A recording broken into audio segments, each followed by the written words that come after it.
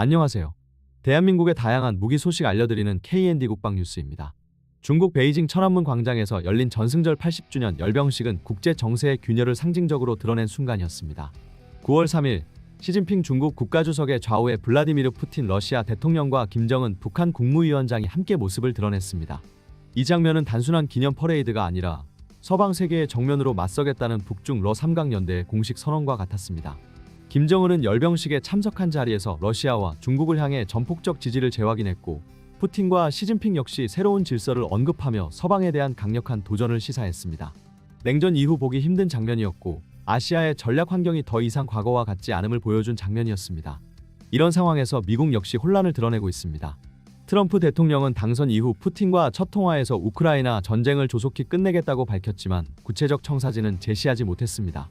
오히려 우크라이나가 점령지를 포기해야 한다는 식의 발언을 흘리며 논란을 키웠습니다. 미국 내부에서도 과연 이 발언이 실행 가능할지에 대해 회의적인 시각이 나오고 있고, 러시아조차 신뢰할 수 없다는 반응을 보였습니다. 미국이 전통적 리더십을 보여주지 못하는 사이 북중 러가 힘을 합쳐 세력 균형을 흔드는 모습은 한국 입장에서는 안보 환경이 더 불안정해지고 있음을 방증합니다. 실제로 북한은 연초부터 단거리 미사일과 대륙간 탄도미사일을 연달아 발사하며 긴장을 극대화했습니다. 수도권 2,600만 명이 방사포와 미사일 사정권에 들어가 있고, 군사 전문가들은 북한이 이미 80에서 90여 기의 핵탄두를 확보했을 가능성이 높다고 추정합니다. 전면전 발발 시 수백만 명의 사망자와 함께 첫 해에만 세계 GDP 4%가 줄어들고 반도체를 비롯한 글로벌 공급망이 무너져 세계 경제가 침체에 빠질 수 있다는 분석도 나왔습니다. 이는 단순히 한반도 문제를 넘어 전 세계적 파급력을 가진 사안이었습니다. 바로 이때 대한민국은 세계 최강급 재래식 전략무기를 꺼내들며 대응에 나섰습니다. 바로 현무5입니다. 길이 약 20m, 직경 1.56m, 발사 중량 36톤에 달하는 이 괴물 미사일은 일단 추진체 추력만 75톤에 도달하며 기존 전술탄도 미사일의 개념을 완전히 무너뜨렸습니다. 러시아가 자랑하는 이스칸데르 미사일이 길이 7m, 중량 4톤에 불과하다는 점을 고려하면 현무5는 비교 자체가 불가능한 수준입니다. 미국의 전략미사일인 미니트맨3와 유사한 크기와 중량을 지녔다는 사실은 한국의 기술력이 이미 전략무기급에 도달했음을 보여줍니다. 현무5의 위력은 단순히 재원에만 있지 않습니다. 이동식 발사대 역시 국내 독자 기술로 개발되어 후륜 조향 장치와 대각선 개걸음 기동까지 가능해 험준한 산악 지형에서도 신속한 위치 변경이 가능합니다. 여기에 럼플렛 타이어, 방탄 캐빈, 화생방 방호 체계까지 갖춰 생존성이 극대화되었고, 적군이 위치를 추적하기조차 힘든 강력한 플랫폼으로 자리 잡았습니다. 이 때문에 현무5는 단순한 무기가 아니라 한국이 핵무기 없이도 사실상 전략적 억제력을 갖췄다는 선언과 같았습니다. 하지만 대한민국은 여기서 멈추지 않았습니다. 현재 개발 중인 현무6는 현무5를 기반으로 더욱 진화할 예정입니다. 사거리를 1000km 이상으로 확장해 한반도를 넘어 동북아 전역을 타격할 수 있으며 다탄두 탑재와 극초음속 활공체 적용 가능성이 제기되고 있습니다. 이는 북한뿐 아니라 중국과 러시아까지 신경을 곤두세우게 하는 새로운 게임 체인저입니다. 현무6는 단순히 파괴력이 강화된 미사일이 아니라 한국의 미사일 기술이 세계 최고 수준으로 진입했음을 입증하는 사례가 될 것입니다. 더 나아가 차세대 현무7에 대한 소문도 속속 흘러나오고 있습니다. 아직 공식적으로 공개되지는 않았지만 전문가들은 현무7이 사실상 전략무기급으로 도약할 것이라 전망합니다. 사거리 3000km 이상, 탄두 중량 3에서 5톤급으로 추정되는 이 무기는 한국이 핵무장을 직접 추진하지 않더라도 사실상 동등한 억제력을 확보할 수 있음을 보여줍니다. 만약 현무7이 전력화된다면 대한민국은 북한 억제 차원을 넘어 아시아 전역, 나아가 장거리 전략 균형까지 관여할 수 있는 새로운 군사 강국으로 자리매김하게 될 것입니다. 즉, 현무5가 괴물 같은 힘으로 출발을 알렸다면 현무6는 미래형 기술로 진화의 길을 열고, 현무7은 그 끝에서 한국을 전략적 플레이어로 격상시키는 마지막 퍼즐 조각이 될 수 있습니다. 이러한 흐름은 단순히 무기 개발에 그치지 않고 대한민국이 스스로의 안보를 지켜내며 동북아의 판도를 주도하는 방향으로 나아가고 있음을 분명히 보여주고 있습니다. 최근 중국 매체 바이두는 흥미로운 비유를 내놓았습니다. 도로 위에서 20m에 달하는 초장축 차량을 몰아본다고 상상해보라는 겁니다. 좁은 커브 길이나 급격한 방향 전환을 맞닥뜨리면 제어하기가 얼마나 어렵겠냐는 것이죠. 오프로드 성능이 부족하다면 울퉁불퉁한 지형에서 그대로 멈춰 서거나 전복될 위험이 큽니다. 중국 매체는 이를 현무탄도미사일 발사 차량에 빗대며 한국이 이 난제를 해결하기 위해 혁신적인 디자인을 선보였다고 평가했습니다. 이례적으로 한국 방산에 대해 호의적인 태도를 보인 것입니다. 실제로 지난 국군의 날 공개된 현무5 발사 차량은 18개의 거대한 타이어를 45도로 꺾어 대각선으로 이동하는 독특한 기동 능력을 과시했습니다. 일명 개걸음 주행으로 불리는 이 기술은 차체가 길어 회전 반경이 커지는 문제를 단번에 극복했습니다.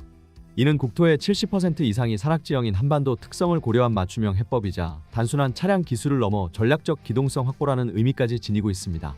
중국 전문가들조차 만약 현무급 미사일에 핵탄두까지 탑재된다면 파급력이 엄청날 것이라며 불안감을 드러냈습니다. 중국 군사 매체에는 현무 발사 차량을 세밀하게 분석한 기사도 등장했습니다.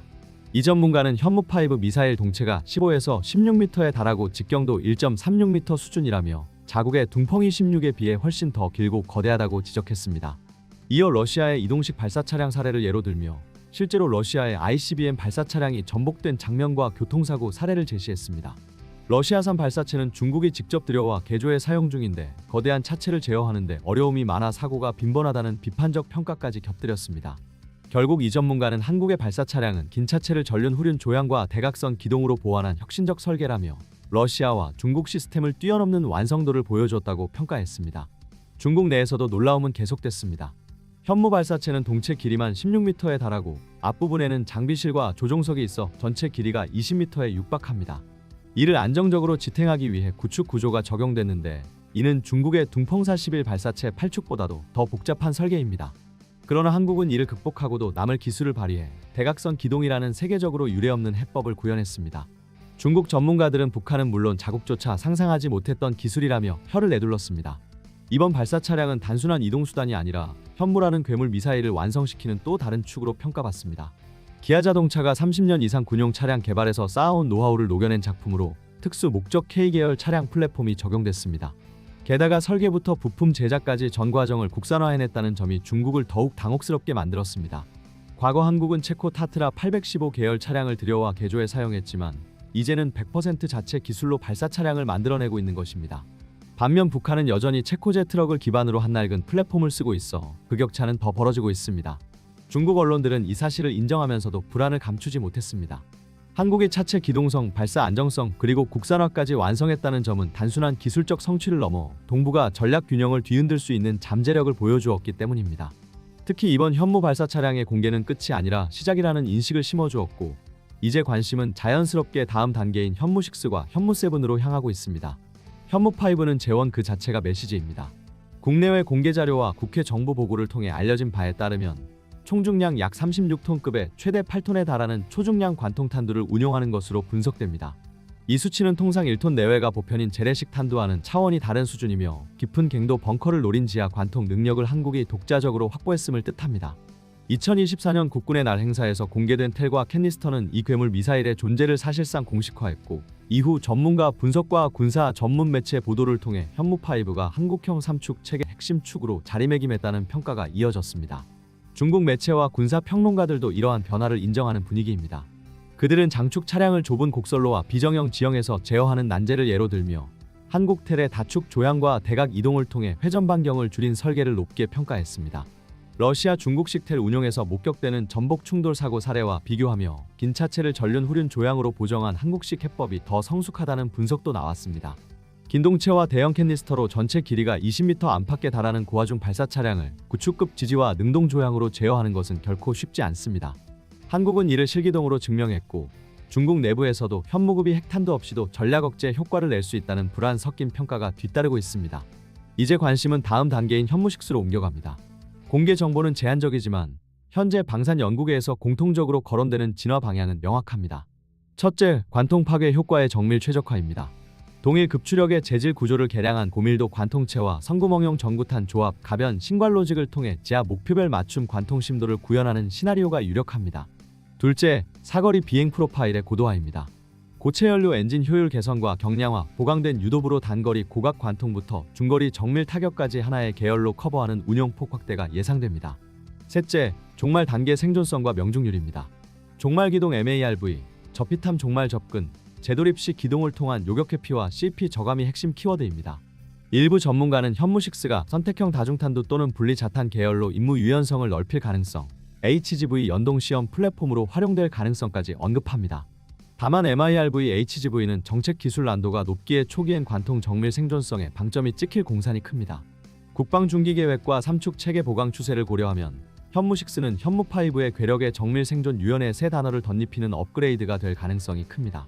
이렇게 되면 한국은 전구급 전략 표적과 전술 표적을 하나의 계열로 분산 동시 타격하는 킬체인 설계가 가능하고 유사시 지하지휘부와 대심도 탄약고에 대한 관통 억제력을 한층 높이게 됩니다. 그리고 시선은 자연스럽게 현무세분로 넘어갑니다. 공식 재원은 비공개지만 방산계와 분석가들은 현무세분을 사실상 전략무기급으로 전망합니다. 여기서 전략급이라는 표현은 핵이 아니라 비핵 전략범주의 억제력을 뜻합니다. 전장 요구도는 크게 세 가지로 요약됩니다. 첫째, 장거리 분산 기동과 중심 내 핵심 표적 동시 타격을 위한 더 넓어진 사거리대요. 둘째, 대심도 벙커와 장대형 지하시설에 대한 통합 관통체계. 셋째, 적의 통합 방공망과 탄도탄 요격 체계를 동시에 교란하는 종말 기동 기만 능력입니다. 일부 외신과 분석은 경량 탄두 구성 시 사거리 확장이 가능하다는 가설을 제기하지만 이는 어디까지나 비공식 추정입니다. 현 시점에서 확실히 말할 수 있는 것은 한국이 현무세분로 넘어가면 비핵이면서도 전략층위의 억제 포지션을 한층 공고히 한다는 사실입니다. 한국의 공격 수단이 이렇게 서서히 3단 사다리를 갖추는 동안 방어망도 상층, 중층, 하층으로 촘촘히 격자화되고 있습니다. 상층에는 이지스함의 SM-3가 탄도탄을 대기권 상층에서 요격하도록 도입이 결정되었고 SM-6 운용으로 중장거리 대공과 일부 탄도탄 종말 요격 능력을 더하는 구성이 논의되어 왔습니다. 중층에는 국산 LSM이 40에서 100km 고도에서 상향식 방어를 담당하며 LSM-2는 더 높은 고도, 더 먼 거리에서의 요격과 함께 극초음속 위협 대응을 목표로 단계가 올라갑니다. 하층에는 개량형 천궁과 패트리엇이 복합 네트워크로 잇대어져 북한, 중국의 포화 공격에 대한 중첩 방어를 구현하는 그림입니다. 해군 측에서도 원의 근해 억제력을 결합하는 구상이 진전 중입니다. 차세대 이지스 구축함 전력화와 별개로 하나오션이 제안한 합동화력함 개념은 다수의 수직 발사기와 함께 탄도미사일 전용 발사관 15기 내외를 배치하는 구상으로 소개된 바 있습니다. 바다에서 현무 계열을 운용하는 저피탐 장거리 타격 플랫폼은 유사시 전구 억제 시나리오에 강력한 변수가 될 수 있고 합동성 측면에서도 6회 공킬체인 연결을 가속할 카드입니다. 중국 내부 담론은 한국의 능력을 깎아내리려 하지만 실제로는 인정과 경계가 교차합니다. 일부 매체는 현무5가 중국 주요 도시까지 사정권에 들 수 있다는 점을 거론하며 미국의 전략 설계 속 한국 역할론을 의심하는 논조를 보이고, 또 다른 분석은 벙커버스터형 초중량 관통탄두의 특성상 지하지휘부 생존성이 떨어질 수 있다고 진단합니다. 다만 사거리 수천 킬로미터급 같은 수치는 공식 확인이 없는 추정치이며 마하 10 이상 충돌의 도시가 초토화된다는 식의 표현 역시 과장된 비유에 가깝습니다. 한국은 선제 타격용 핵이 아니라 정밀 관통과 신속 응징으로 구성된 비핵 전략 억제를 설계하고 있고, 그 핵심이 현무 계열의 정밀 생존 다축 운용성입니다. 방어 또한 공백이 아닙니다. LSM 양산 전력화가 진행되고 LSM-2로 요격 고도와 거리, 표적 스펙트럼이 넓어집니다. 상층 SM-3와 중층 SM-6, 하층 천궁 패트리엇을 통합한 복층 복선의 미사일 방어망이 2030년 전후로 짜여지면 단순 포화, 초도타 충격으로 한국을 흔드는 전략은 설득력이 떨어집니다. 전술핵의 존재감보다 현무의 정밀 관통 억제가 중국 북한 지휘부 계산에 더 큰 부담으로 각인될 수 있다는 결론은 그래서 나옵니다. 마지막으로 해상 지상 공중의 발사 플랫폼 다각화는 수출 동맹 협력의 문도 엽니다.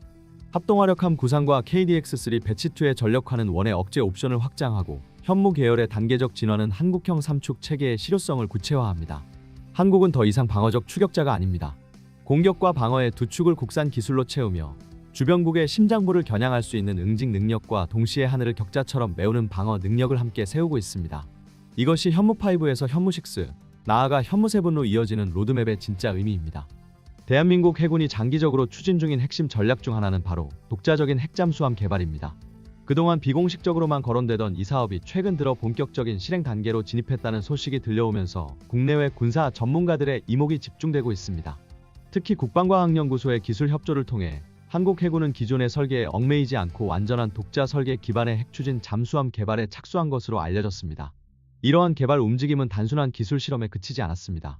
국방부는 최근 대형급 잠수함에 탑재되는 차세대 무기 AXWV 적잠수함 추적장치의 성능 시험에 성공했다는 사실을 공식 발표하며 중국을 비롯한 주변국들을 긴장시키고 있습니다. 이 장비는 ADD와 한화시스템이 공동으로 개발 중인 무인 수중 플랫폼 기반 음향 탐지 장비로 수동 및 능동 음향 센서를 결합해 자율적으로 적 잠수함을 탐지 추적할 수 있는 첨단 장비입니다. 한국은 이번 실전급 시연을 통해 해당 시스템의 작전 가능성을 입증했으며, 이 사실은 외신을 통해 공개되며 큰 반향을 일으켰습니다.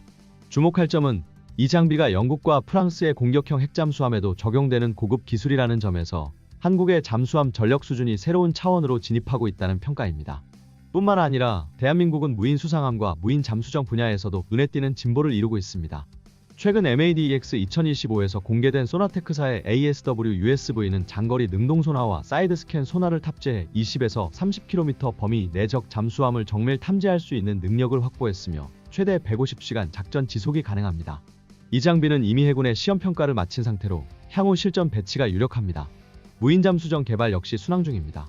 2022년 ADD는 수심 300m, 30일 장기 체류가 가능한 무인잠 수정의 시범 운용을 통영 앞바다에서 성공적으로 마쳤고, 이 기술은 향후 유무인 복합 수중 작전의 핵심으로 작용할 전망입니다. 이처럼 수중 감시 능력과 무인 플랫폼 연계 기술을 빠르게 확보해 나가고 있는 한국은 현재 세 척이 운용 중인 KSS-3 도산한 창호급 디젤 잠수함 시리즈를 통해 이미 세계적 수준의 잠수함 설계 능력을 입증했습니다. 특히 수직 발사 체계와 SLBM 운용 능력, 공기 독립 추진 체계, 리튬이온 배터리, 음향 스텔스 설계 등은 이미 실전에서 검증된 바 있으며 현재 배치 2 단계 세척도 건조 중에 있습니다. 이러한 기술력을 바탕으로 대한민국은 핵잠수함이라는 궁극의 전략자산 개발에 성큼 다가서고 있습니다. 물론 미국은 민감한 소형 원자로 기술 이전에 협조하지 않을 가능성이 높습니다. 하지만 이에 대응해 한국은 프랑스 방식 설계나 완전한 자국 기술로의 전환이라는 대안을 놓고 적극적인 기술 개발에 나서고 있으며 관련 세미나 및 국제 방산 컨퍼런스를 통해 글로벌 톱티어 잠수함 기술 확보라는 목표를 명확히 하고 있습니다. 한동안 주변국들의 핵무장 경쟁과 전략적 견제 속에 현실화되지 못했던 한국형 핵잠수함이 이제 북한의 지속적인 핵 위협에 직면하면서 본격적으로 실체를 드러내기 시작했습니다. 특히 이와 같은 소식은 중국 내부에도 큰 충격을 안겼으며 전략적 위기의식을 자극한 것으로 전해지고 있습니다.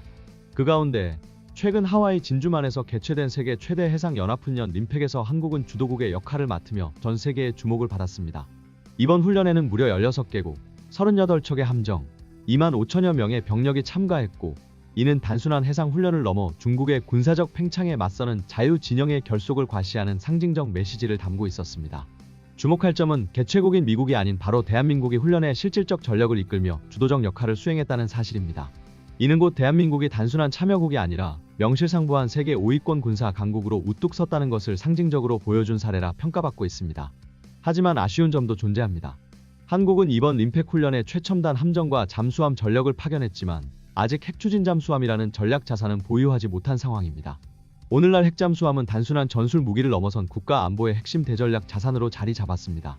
이에 따라 한국해양전략연구소를 비롯한 다수의 국방 전문가들은 수년 전부터 핵잠수함 확보의 필요성을 꾸준히 제기해왔으며 국방대학교 소속 장교들 역시 공식 보고서를 통해 한국 해군의 미래 경쟁력 확보를 위해 반드시 핵잠수함 전력이 확보돼야 한다고 주장하고 있습니다.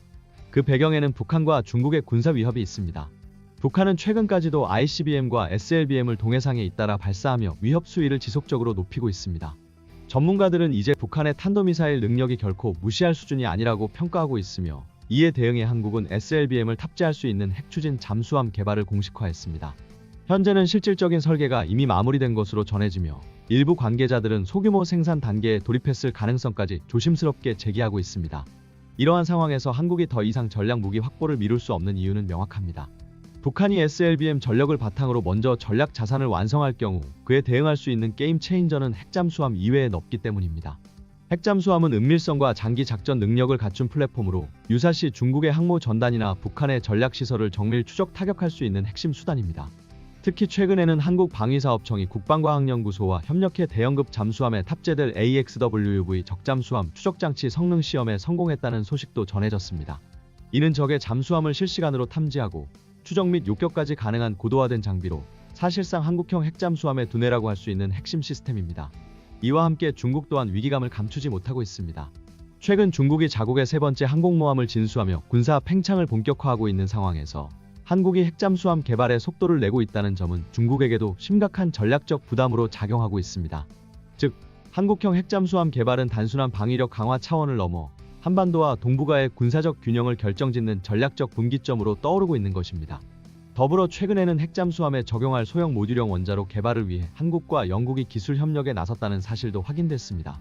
전문가들은 이 기술이 향후 한국형 핵잠수함의 동력원으로 채택될 가능성이 매우 높다고 분석하고 있으며 이러한 흐름은 미국과의 긴밀한 기술 협의 속에서 진행되고 있는 것으로 전해집니다. 최근 국방부가 북한의 핵잠수함 보유 가능성과 관련 기술에 대한 내부 브리핑을 진행한 것으로 확인되면서 한국 해군의 전력 확대에 대한 기대감이 다시금 높아지고 있습니다.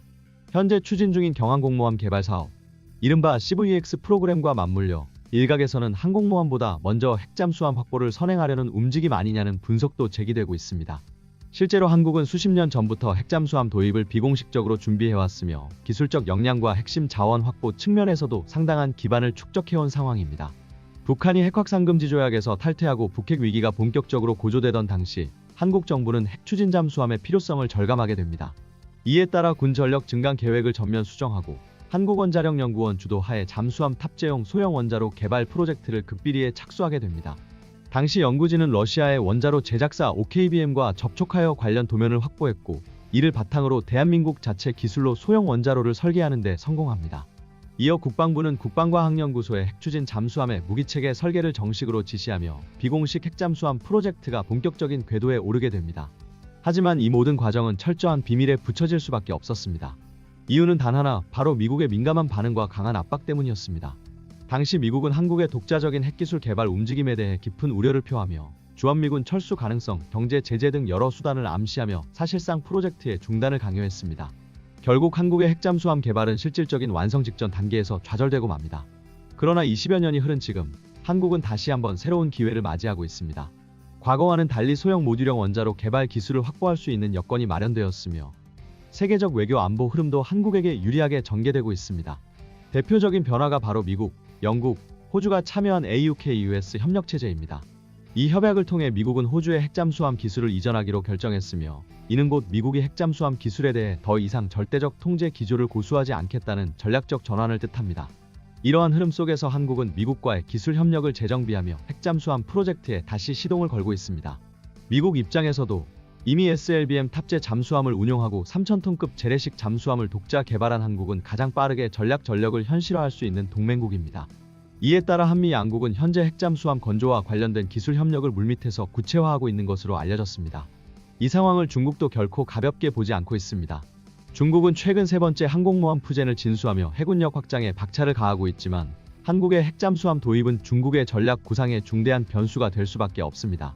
특히 한국과 영국이 공동으로 개발 중인 소형 모듈형 원자로 기술이 실제 핵잠수함에 탑재될 가능성이 커지면서 중국 군사 매체들조차 한국의 기술력을 더 이상 얕볼 수 없다는 평가를 내놓고 있는 실정입니다. 실제로 한국은 최근 유무인 복합 잠수 플랫폼 기술의 시연에 성공하며 기술적 자신감을 드러냈습니다. 이 기술은 향후 한국형 핵잠수함에도 적용이 가능한 고급 체계로 유인 잠수함과 자율 무인 수중 플랫폼을 병행 운용하는 첨단 개념입니다. 이는 단순히 기존 잠수함을 대체하는 것이 아니라 미래 해양전장을 선도하는 전략 게임 체인저로 자리매김할 수 있는 핵심 기술입니다. 특히 중국은 이 시연 결과에 적잖은 충격을 받은 것으로 알려졌습니다. 현재 이 순간에도 한국 해군과 미국은 공동으로 핵잠수함 건조 프로젝트를 단계적으로 진행하고 있으며 일부 관계자들은 이미 시제 설계가 마무리 단계에 진입했으며 2020년대 후반이면 실물 공개도 가능할 것이라는 전망을 내놓고 있습니다. 한국형 핵잠수함은 단순한 무기 체계를 넘어 한반도의 안보는 물론 동북아 해양 전략의 균형을 뒤흔들 결정적 전략 자산으로 성장할 것입니다. 대한민국이 끝내 이 거대한 전략 무기를 우리 손으로 완성해낸다면 그것은 단순한 기술력 과시를 넘어 진정한 자주국방의 이정표가 될 것입니다. 세계는 지금 한국형 핵잠수함의 출현을 주목하고 있습니다. 시청해주신 여러분 감사합니다. 구독, 좋아요, 후원은 콘텐츠 제작에 큰 도움이 됩니다. 더 다양한 국방 소식으로 찾아뵙겠습니다. Hard in the motherfucking paint, nigga.